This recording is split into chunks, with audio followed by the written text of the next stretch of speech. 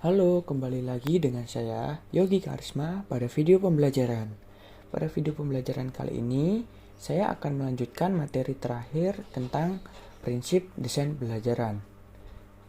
Pada video kali ini yaitu prinsip belajar konsep.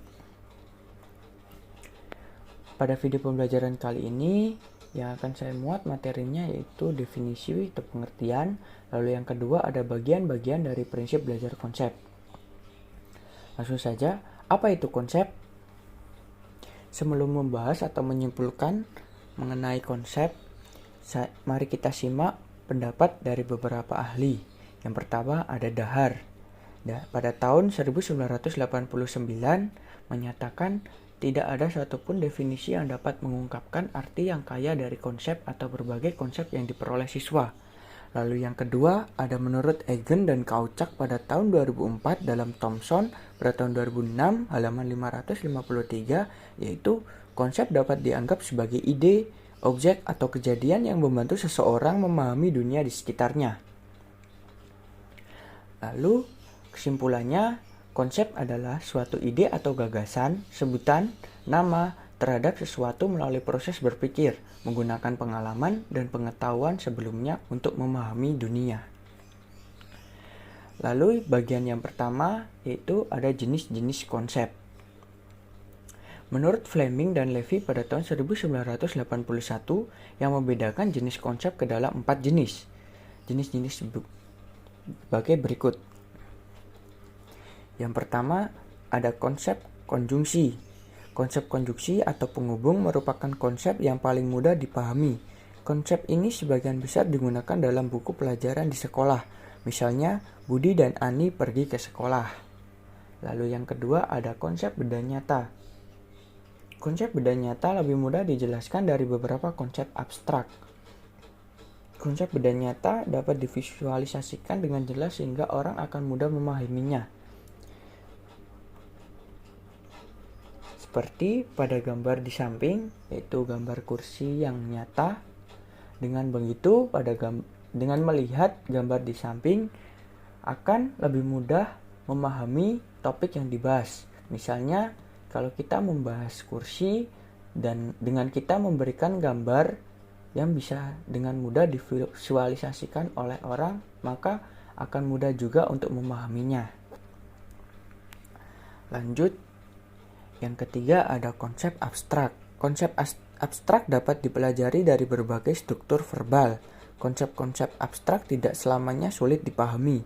Cara mudah memahaminya adalah dengan penjelasan definisi, konsep, kalimat, pemberian contoh atau analogi, maupun dengan penggunaan sinonim. Lalu yang keempat yaitu konsep kriteria dan non-kriteria. Konsep mudah dipahami dengan sejumlah kriteria dan non-kriteria. Analisis konsep dapat dilakukan dengan cara pemeriksaan terhadap kriteria konsep dan non-kriteria konsep.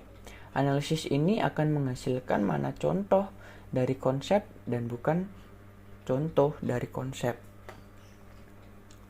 Lalu bagian selanjutnya yaitu pemilihan contoh dan non-contoh. Penggunaan contoh dan non-contoh merupakan cara yang dapat digunakan menjelaskan konsep. Berikut dijelaskan prinsip-prinsip dalam penggunaan contoh dan non-contoh.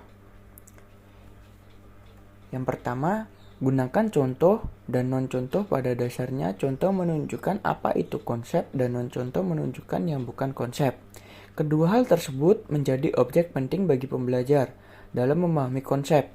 Jika hanya menyajikan contoh saja, tidak menyajikan non-contoh, maka konsep yang dipahami akan terlalu luas. Lalu yang kedua, gunakan beragam contoh penyajian. Contoh-contoh memiliki peran tentang luasnya suatu konsep. Misalnya, pada gambar di samping yaitu konsep mamalia.